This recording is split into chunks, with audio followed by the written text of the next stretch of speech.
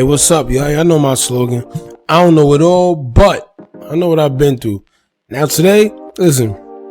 Now, before we even get into the video, I'm going to say this is what you call a true bozo, coward, loser, lame, and just all around, just bird, man. Listen, as y'all know, I don't use my platform to discredit anyone, right? I usually give everyone their respect unless they prove otherwise. But this one really ground my gears, man, because Troy Ave was the same one trying to steal 50 Cent whole style, his whole persona when he first came through the scene. I mean, to me at least. I mean, with the whole, I don't know. That's just me. You know what I mean? With the whole little gimmick he tried to run with. Maybe that's just me. Anyway, then he painted this image that he was just this tough street dude who's selling a bunch of drugs left and right and had money before rap and, you know, all of that. Then he got into a situation involving tax zone, free tax by the way, and he ended up cooperating. And after that, now he wanted to start doing interviews saying why the streets is a myth, the streets is fake, it's not real, and when you in the streets, you gotta do what you gotta do for yourself in certain situations. Pretty much trying to justify why he cooperated, right? And his testimony resulted in Tax Stone going to jail. Now, Tax, give or take, he was already, you know, they said they found his DNA and all that, but the boy Troy Ave played his part as well. And if you know about what went down, you know I don't got this video ain't for that. So to see someone that been through all that now come out and talk crazy about somebody else is like blood boiling. You know, anybody that been in the streets will get what I'm saying. Now another thing is this: kicking somebody while they're down or in jail is just corny. It's equivalent to dissing people dead homies, knowing that when they was alive, you didn't have that same energy with them. A perfect example, Lil Durk. He just got called out for that same thing because people are saying that he didn't mention FBG Duck at all when he was alive. Now, RIP to him as well. But the minute he died, now he has his name in his songs on his album, and they said it seems like he's chasing clout. That ain't me, that's the streets. Now, it's like, why even do that? Why diss somebody in jail? Why diss somebody that's dead? Why? Y'all all know on this channel I'm a big advocate of not dissing somebody's dead homies. That's weird. But it is what it is. These guys do it. It's entertaining. I get it. Now, in Troy Ave's situation is worse, especially because he actually cooperated to get out of his situation. This is why I always tell y'all the street code does not exist. Matter of fact, I'm going to go out on a limb and say the streets itself is starting to be non-existent. And reasons like this, the one we see here, you got snitches still walking around like it's nothing, being embraced by others. Then you got guys that cooperated, talking gangster like they really about their life, knowing they told. And it's like, to me, man, once you told or once you cooperated, once you did anything to help a situation involving the law, it's over.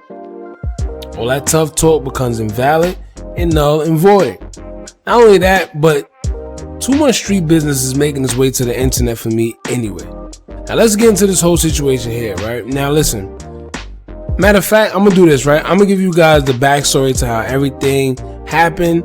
For the ones that are unfamiliar and may not know how Casanova and Troy Ave had their differences, now let me reiterate what happened.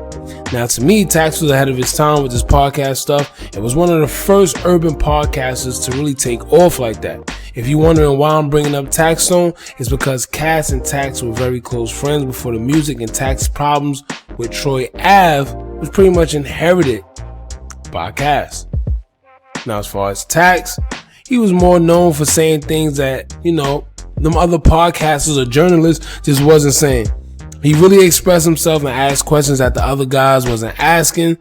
So with all that being said, he would speak on Troy Ave's music and express how he just don't like his music. Simple. And at the time, one of Troy Ave's biggest records, which was all about the money, had a lot of controversy behind it because it came out that Manolo Rose actually wrote the song or chorus, one of them. I think it was the chorus. It was either the song or the chorus, one of them. But he was excluded out of the video, but they kept his vocals on the song. And that was another thing that Tax spoke about. So I'm saying Tax's biggest thing was that Troy Ave kept saying that he brought New York back. And that was at a time where Atlanta was killing it, and you know, like New York was quiet. And that's why Troy was saying that. But Tax felt that Troy Ave had no reason saying that because his music just proved otherwise. He didn't like his music. He felt that his music didn't do nothing. And his thing was, what song do you have to prove that you brought New York back with? Not to mention, he stated in an interview with Global Grind that Troy Ave is a pathological liar. Now, in that same Global Grind interview, he stated that he always gave Troy Ave his credit work-wise. He said, quote, "I feel Troy Ave is a hustler. He's a grinder. Anytime I speak to a rapper, I compare what they do to Troy Ave. I tell them, listen, you know Troy Ave work harder than you, and that's why he's going to win. Don't let his work ethic outshine your talent." End quote. Now, he went on to saying that he also admired his grind, which is, you know, that's actually man of him because they was beefing at the time that he actually did this interview. But he just didn't like his music. Now, you could, you know, as a rapper, man, a lot of us guys that rap, we take criticism the wrong way. Some of us. Nobody likes to be told that basically their work is trash or their music is trash. Nobody wants to hear that, but it is criticism. Every song is not going to be your best. It's like an actor. Every movie is not going to be your best. And even if it is, you always going to have that one person that tells you, nah, I don't like it. Some may even say that just because too, by the way. Just to get you mad.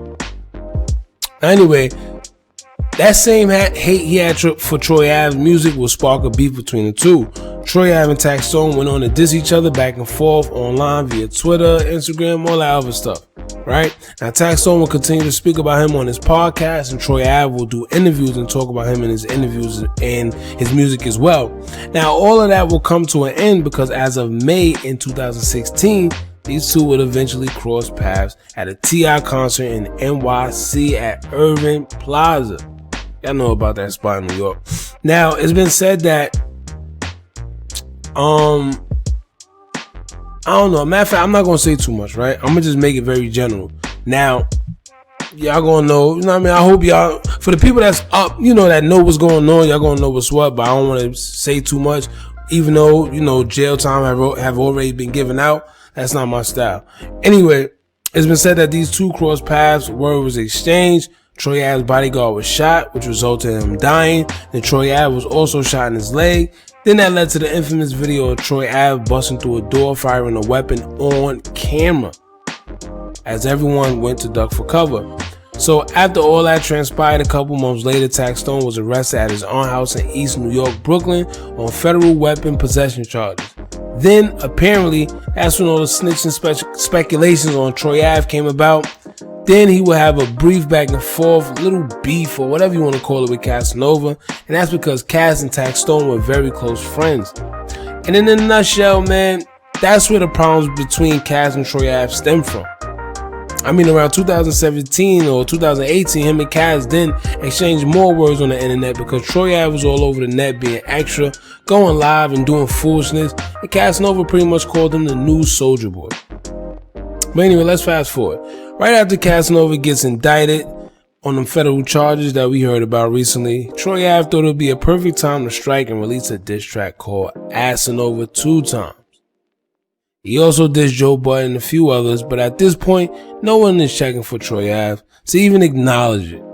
He dropped the whole tape, but no one is paying attention to it because his reputation is tarnished. Most of that gangster persona he tried to act like was really him is out the window. You sitting here wishing death and a virus on someone while they going through their situation, but you didn't stand tall on yours. The irony in that, man. Now, not only that, but it makes it corny on so many levels just to do that. And it's not so much as kicking somebody down. It's just you wait for them to go to jail to really come out and say what you got to say. That's corny. And even if, like, why would you do that? Like I said, I don't believe in that, man. Let that man go through a situation, especially with the courts. That's just a whole different situation than in the street. You keep in the street business in the street. That put me in the mind of like a kid that used to get bullied, and the kid that used to bully him actually gets beat up by someone else, and now the other kid wants to talk about it and act all tough. Nah, you didn't do that, bro. That's not your beef. Now, some of y'all may say, well, there's no rules when we beefing, it is what it is, or whatever, but nah. It's street, it's a little law, man. Like, it gotta be some type of, like a thin line that honorable dudes just don't cross, man. Most real guys will tell you, I wish anything but jail on my worst enemy. And that's just what it is, man. But I don't know. Y'all let me know how y'all feel about this in the comments. Is it okay for someone to diss someone, whether they locked up or not? You know, or matter of fact, is it okay for Troy Ave to diss Cass whether he locked up or not? Or was it just a coward move? Let me know how y'all feel in the comments below. Don't forget to like, comment, share, and subscribe. Hit that bell so you're notified every time I drop new content. Thanks for you guys' support. Man, listen, Anonymous, we are getting stronger and stronger. Anonymous gang, we are in here. Now y'all remember, man, as long as you keep watching, I'm going to keep on dropping, and I'm out.